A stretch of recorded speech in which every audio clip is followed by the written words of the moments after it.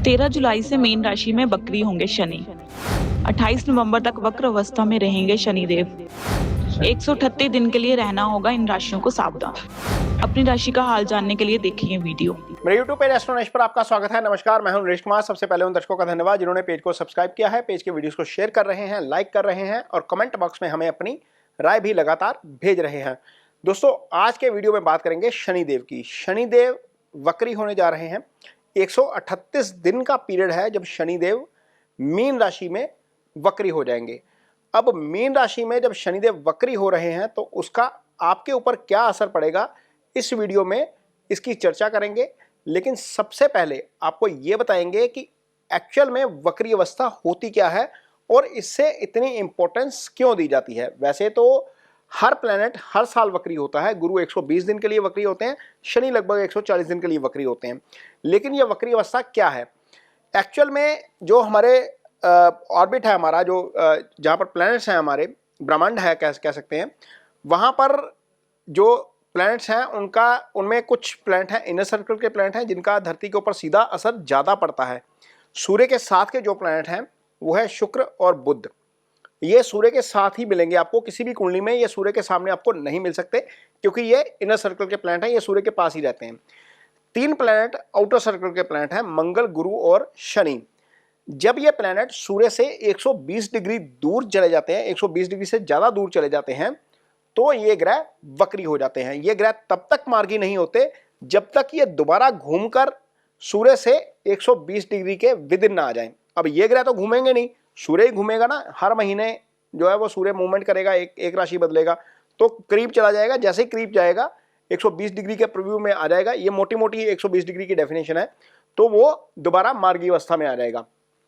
अब इसको एक कल्पना कीजिए, अब एक रबड़ खींच रहे हैं और रबड़ की जो पावर है वो बढ़ जाती है ना। जब आप रबड़ को छोड़ेंगे तो वो पूरी फोर्स के साथ जो है वो आपको ही लगेगी, खुद ही लगेगी। तो यही लगभग वक्री अवस्था की स्थिति रहती है।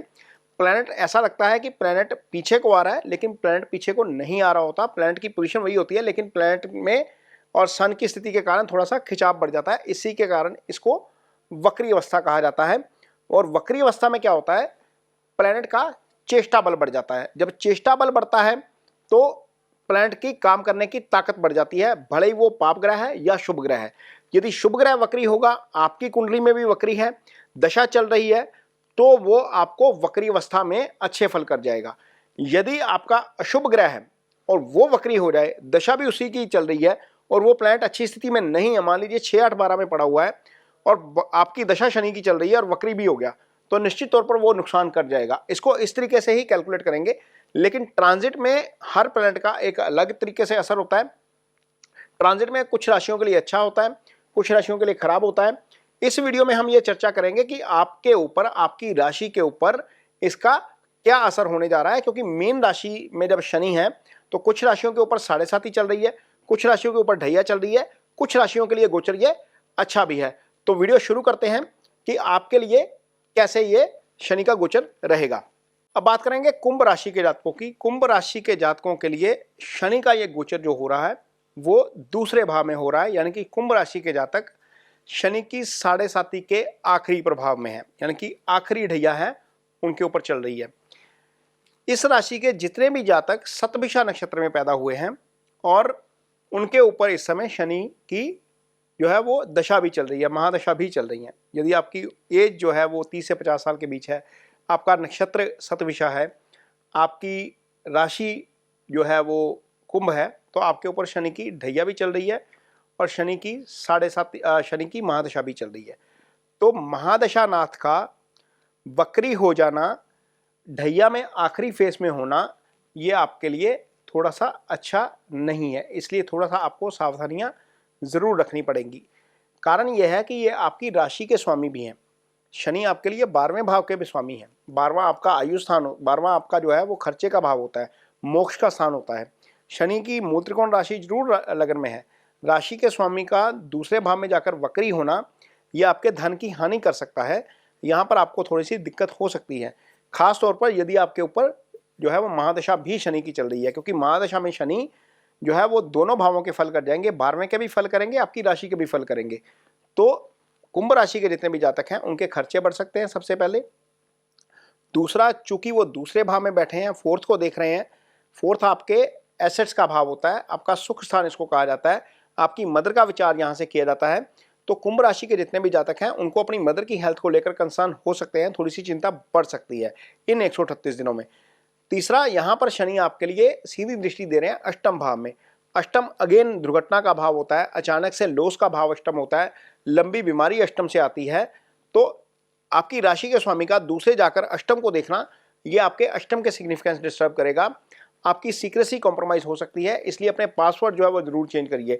ड्राइविंग थोड़ा सा जो है वो स्लो करिएगा।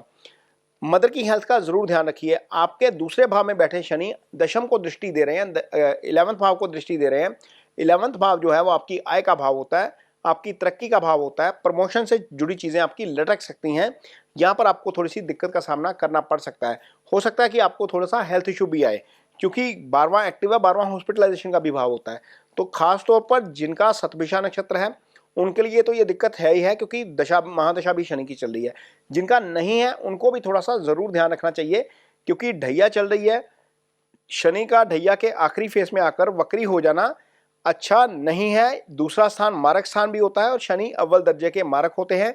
इसलिए कुंभ राशि के जितने भी जातक हैं वो इन 138 दिनों के दौरान अपनी जो है हेल्थ का जरूर ध्यान रखें।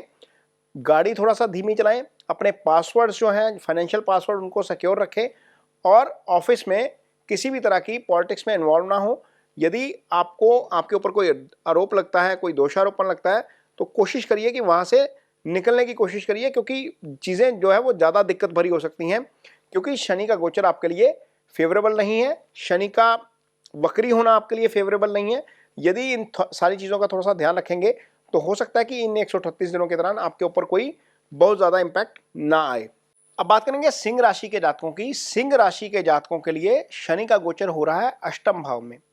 अष्टम भाव में शनि जो है वो गोचर कर रहे हैं, क्योंकि यहाँ पर सिंह राशि के लिए जो मीन राशि है वो अष्टम में आ जाती है। इसको अष्टम ढैया बोलते हैं शनि की। तो जब शनि अष्टम ढैया में होते हैं तो निश्चित तौर पर परेशान करते हैं, क्योंकि अष्टम भाव आपकी आयु का भाव है। शनि आयु के कारक हैं। अष्टम लंबी बीमारी का भाव है। अष्टम से दुर्घटना देखी जाती है, सडन लॉस अष्टम से ही आता है। तो जब शनि अष्टम में बैठते हैं तो आपके लिए दो चीज़ें ज़्यादा जो है वो खराब हो सकती हैं। एक तो आपका कर्म स्थान प्रभाव में आ गया, तीसरी दृष्टि से दशम भाव को देख रहे हैं, तो कर्म भाव से संबंधित चीज़ें जो है वो उनके रिजल्ट आपको डिले मिलने शुरू हो जाते हैं। यदि आप जॉब करते हैं तो प्रमोशन में डिले हो जाती है। यदि आपका कोई कारोबार है तो आपकी पेमेंट्स में डिले हो जाता है, डिलीवरी चीज़ों की डिले हो जाती है। तो सिंह राशि के जितने भी जातक हैं वो शनि के 138 दिन के इस गोचर के दौरान थोड़ा सा सावधान जरूर रहें, खासतौर पर ड्राइविंग को लेकर। जो लोग काम ऐसा करते हैं जहाँ पर दुर्घटना होने की जो है वो संभावना रहती है, कुछ लोग हाइट पे चढ़ के काम करते हैं, कुछ लोग मशीन पे काम करते हैं, वो ज़रूर सावधान रहें, ध्यान रखें, क्योंकि अष्टम में शनि वक्री होने जा रहे हैं और अष्टम आयु का भाव है। ये अच्छा भाव नहीं है, ढैया भी है। शनि, यदि हम सिंह राशि के जातकों की बात करते हैं तो शनि वैसे ही सिंह राशि के जातकों के लिए मारक हो जाते हैं।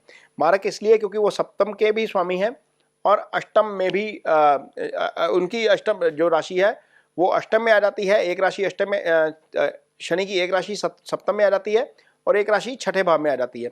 सिंह राशि की यदि हम कुंडली बनाएंगे तो मकर राशि आपके छठे भाव में आएगी और कुंभ राशि आपके सप्तम भाव में आ जाएगी। तो छठे और सातवें दोनों का स्वामी होने के कारण सिंह राशि के जातकों के लिए शनि वैसे भी अच्छा फल नहीं करते, और यदि इन दोनों स्थानों का स्वामी अष्टम में चला जाए तो वो अच्छा नहीं है। खासतौर पर आपकी वाइफ के लिए अच्छा नहीं है, क्योंकि सप्तमेश अष्टम में चला गया, वो आपकी वाइफ को लेकर, यदि आप मैरिड हैं तो पार्टनर को लेकर, बिजनेस पार्टनर को लेकर या लाइफ पार्टनर को लेकर दिक्कत हो सकती है। ये चीज़ ज़रूर ध्यान रखिए। दूसरा, शनि की सीधी दृष्टि आपके दूसरे भाव पर है। चूंकि वाइफ का मामला है तो वो कुटुंब का भी मामला है सामने, क्योंकि अष्टम भाव में बैठे शनि की सीधी दृष्टि दूसरे भाव पर पड़ रही है और दूसरा कुटुंब का भाव होता है। तो वाइफ के साथ दिक्कत आएगी तो पारिवारिक प्रॉब्लम भी आ सकती है आपको। ये चीज़ें थोड़ी सी ध्यान में ज़रूर रखने वाली हैं। छठे भाव का स्वामी शनि अष्टम में जाना गोचर में और उसका वक्री हो जाना छठे भाव से संबंधित फलों को भी खराब करेगा। छठा क्या है? रोग का भाव है, ऋण का भाव है, शत्रु का भाव है। और यदि शनि यहाँ पर वक्री अवस्था में है, आपके कर्म को खराब कर रहे हैं, आपके दशम को खराब कर रहे हैं, आपके फिफ्थ हाउस को खराब कर रहे हैं, संतान पक्ष से भी आपको परेशानी हो सकती है। तो थोड़ा सा संतान की हेल्थ का भी ध्यान रखना पड़ेगा, वाइफ की हेल्थ का भी ध्यान रखना पड़ेगा। कारोबार में भी थोड़ा सा हो सकता है कि दिक्कतें आ जाए। तो इन चीज़ों का ज़रूर ध्यान रखिए। अपनी हेल्थ भी आपकी कॉम्प्रोमाइज़ हो सकती है, क्योंकि शनि आपके षष्ठेश भी हैं। यदि कोई ऐसी स्थिति आती है कि किसी के ऊपर कोर्ट केस करना पड़े, तो कोशिश करिए कि ये समय निकाल दीजिएगा, क्योंकि ये समय ऐसा नहीं है। षष्ठेश आपका अष्टम में बैठा है, वक्री अवस्था में चला गया, तो चीज़ें दिक्कत भरी हो सकती हैं। इसलिए थोड़ा सा यदि कोर्ट केस वाला भी इशू आए, आपको लगे कि कहीं को करना है किसी के ऊपर, तो वो थोड़ा सा ध्यान रखिएगा, चीज़ें देख के करिएगा। यदि आपको करना ही है तो मंगलवार के दिन करिएगा, क्योंकि जया तिथि के दिन करिएगा, क्योंकि ये तिथियां जो होती हैं वो कोर्ट केस के लिए अच्छी होती हैं। तो कुल मिलाकर सिंह राशि के जातकों के लिए 138 दिन शनि का वक्री होना अच्छा नहीं है। सिंह राशि के जो जातक मघा नक्षत्र में पैदा हुए हैं, जिनकी उम्र 30 से 40 साल के बीच है, उनके ऊपर मंगल की दशा चल रही है। मंगल और शनि 6 एक्सिस में भी आ जाएंगे, ये भी अच्छा नहीं है, क्योंकि दशानाथ 6 एक्सिस में आ गया तो आपको दिक्कत हो जाएगी। इसलिए थोड़ा सा खास तौर पर जिनके ऊपर मंगल की दशा चल रही है, सिंह राशि के बहुत सारे जातक हैं जो मंगल की दशा में है, मंगल शनि 6 एक्सिस में आएंगे। वक्री शनि मंगल के साथ 6 एक्सिस में आना भी अच्छा नहीं है, तो थोड़ा सा जरूर ध्यान रखना पड़ेगा सिंह राशि के जातकों के लिए। ये थोड़ा सा जरूर चिंता का विषय हो सकता है। अब बात करेंगे धनु राशि के जातकों की। धनु राशि के जातकों के लिए शनि का ये गोचर इसलिए अच्छा नहीं है, या वक्री होना इसलिए अच्छा नहीं है, क्योंकि धनु राशि के जातक इस समय शनि की ढैया से गुजर रहे हैं। शनि आपकी राशि से चौथे भाव में गोचर कर रहे हैं, ये केंद्र का भाव है। शनि आपकी कुंडली में उस भाव से गोचर कर रहे हैं जहां से हम सुख देखते हैं, पीस ऑफ माइंड यहां से देखा जाता है, इसे सुख स्थान कहते हैं, ये मदर का भाव है। यहां पर से शनि का गोचर का मतलब है कि 10वीं दृष्टि आपकी राशि के ऊपर जा रही है। मतलब साफ है कि आपकी राशि के ऊपर शनि का नेगेटिव इंपैक्ट पहले ही है, और उस राशि उस गोचर के दौरान शनि का वक्री हो जाना ये भी अच्छा नहीं है। शनि धनु राशि के लिए अच्छा फल नहीं करते वैसे भी, क्योंकि शनि जो है उसके लिए, धनु राशि के लिए मारक स्थान के स्वामी हो जाते हैं। दूसरा स्थान मारक स्थान होता है। तीसरा भाव जो होता है वो भी अच्छा भाव नहीं होता है, क्योंकि तीसरा अष्टम का अष्टम होता है, तो वो भी एक तरीके से अच्छा नहीं है। तो धनु राशि चूंकि गुरु की राशि है, उसके लिए शनि वैसे ही अच्छा फल नहीं करते। जब चंद्रमा से चौथे आ जाएंगे और वहां पर वक्री अवस्था में है, तो हो सकता है कि उसके सिग्निफिकेंस ज्यादा खराब हो। तो करना क्या है, तीसरी दृष्टि छठे भाव के ऊपर है, गारंटी वारंटी किसी की मत लीजिए। यदि आपका जन्म मूला नक्षत्र का है तो मंगल की दशा में है। 30 से 40 साल के जो युवा हैं इस समय धनु राशि के, वो मंगल की दशा में है, मूला नक्षत्र वाले खास तौर पर, तो किसी की गारंटी मत लीजिएगा। मंगल के साथ 6 एक्सिस में आ जाएंगे, मैं इसलिए बोल रहा हूँ। मंगल और शनि आमने सामने भी आएंगे, 6-8 पे भी आएंगे, इसी वक्री अवस्था के दौरान ही आएंगे, क्योंकि मंगल मूव करता रहेगा, शनि ज़्यादा मूव नहीं करेंगे, मंगल मूव करता रहेगा। तो मंगल शनि के सामने भी आएगा, मंगल शनि के साथ 6 एक्सिस में भी आएगा, ये एक्सिस अच्छा नहीं है। तो शनि, खैर शनि की बात करते हैं। शनि यहाँ पर चौथे भाव में बैठकर तीसरी दृष्टि से छठे भाव को देखेंगे। तो छठा भाव आपका रोग का भाव है, ऋण का भाव है, शत्रु का भाव है। किसी की फाइनेंशियल और लीगल गारंटी मत लीजिएगा। पैसे कोई लेगा, फंस आप जाएंगे, बाद में वो लंबा भुगतना पड़ेगा, ये मत करिएगा। कोर्ट केसेस के मामले में हो सकता है कि आपको चीज़ें आपके फेवर में ना आ जाए, इसके लिए आपको मंगल की रेमेडीज करनी चाहिए। तीसरा, यदि आपको लगे कि कहीं कोई आपको फिजिकल समस्या आ रही है, डॉक्टर कोई एडवाइस कर रहे हैं, तो निश्चित तौर पर उसके लिए इमीडिएटली उसको सीरियसली लीजिए, गंभीरता से लीजिए, ताकि आपको कोई दिक्कत ना हो। शनि यहाँ पर बैठे हैं, सीधी दृष्टि आपके कारोबार के स्थान को देंगे। कारोबार से संबंधित चीज़ें स्लो हो सकती हैं आपको। हो सकता है कि नौकरी जहाँ पर आप करते हैं वहाँ पर चीज़ें आपके फेवर में ना आ जाएँ, आपको आपके काम का पूरा क्रेडिट ना मिल पाए, काम को आप काम कर रहे हैं लेकिन उस हिसाब से आपकी जो है प्रमोशन ना हो पाए, तो ये चीज़ें आपके साथ हो सकती हैं। जितने भी धनु राशि के जातक हैं उनको ध्यान रखना है अपनी एक्टिविटी का, खास तौर पर अपनी फिजिकल जो है वो स्थिति का ज़रूर ध्यान रखें। यदि कोई दिक्कत आती है तो उसको सीरियसली लिया जाए, क्योंकि शनि आपके लिए राशि के मित्र तो है नहीं, अब ढैया में है, चौथे भाव में है, छठे को प्रभावित कर रहे हैं, दशम को प्रभावित कर रहे हैं, आपकी राशि को प्रभावित कर रहे हैं, तो निश्चित तौर पर आपके लिए थोड़ा सा दिक्कत हो सकती है। यदि आपकी कुंडली में शनि की स्थिति कमजोर है, मान लीजिए आपका शनि 6, 8, 12 में है, वैसे तो छठे का गोचर शनि का अच्छा होता है, छठे भाव में, 8वें भाव में, 12वें भाव में है, या शनि आपका राहु केतु एक्सिस में है, शनि मंगल के साथ समसप्तक में है, 6-8 में है, 6-8 एक्सिस में है, या शनि सूर्य के प्रभाव में है, अस्त है, तो ऐसी स्थिति में आपको सैटर्न से संबंधित रेमेडीज जरूर करनी चाहिए। खासतौर पर यदि आपकी शनि की महादशा या ढैया चल रही है तो क्या कर सकते हैं, यदि आपकी पोजीशन ऐसी है कि आपके अंडर कुछ लोग काम करते हैं, मान लीजिए आप एक कॉन्ट्रैक्टर हैं और आपके अंडर लेबर काम करती है, या आप ऑफिस में सीनियर मैनेजरियल पोस्ट पे हैं, और आपके अंडर स्टाफ काम करता है, वो सारा आपके अंडर जितना भी स्टाफ काम कर रहा है दैट रिप्रेजेंट द सैटर्न, तो वो शनि को प्रतिनिधित्व करता है। तो आपका बिहेवियर पहली बात तो उनके प्रति कोर्डियल होना चाहिए। दूसरा, ब्लैक कलर थोड़ा सा अवॉइड करेंगे तो ज़्यादा अच्छा रहेगा, ब्लैक नेगेटिविटी का कलर है। तीसरा, सैटर्न की रेमेडी के तौर के ऊपर आप काली जो दाल होती है उड़द की, वो शनिवार शाम के समय दान कर सकते हैं। जब भी कोई दान करना है तो अपने नाम का, अपने राशि का, नक्षत्र का और गोत्र का संकल्प लेकर करना है। संकल्प लेकर किया गया दान सात्विक दान कहलाता है। उसके बिना यदि आप दान करेंगे तो वो दान आपको लगता नहीं है। इसकी टाइमिंग आपकी शाम की ही रहेगी। इसके अलावा शनिदेव की आरती में भाग ले सकते हैं, शनिदेव की शिला पर तेल अर्पित कर सकते हैं। ये छोटी छोटी रेमेडीज हैं। ओम शन शनिश्चराय नमः का जप कर सकते हैं। ये रेमेडीज हैं। यदि इन रेमेडीज को आप अडॉप्ट करते हैं तो निश्चित तौर पर सैटर्न के जो इल इम्पैक्ट होते हैं, यानी कि जो खराब प्रभाव होते हैं, उससे आपको थोड़ी सी राहत जरूर मिल जाती है। तो उम्मीद करते हैं कि ये वीडियो आपको पसंद आया होगा। यदि वीडियो पसंद आया है तो उसे शेयर जरूर करिए, पेज को सब्सक्राइब जरूर करिए। इसके साथ ही मुझे दीजिए इजाजत। नमस्कार।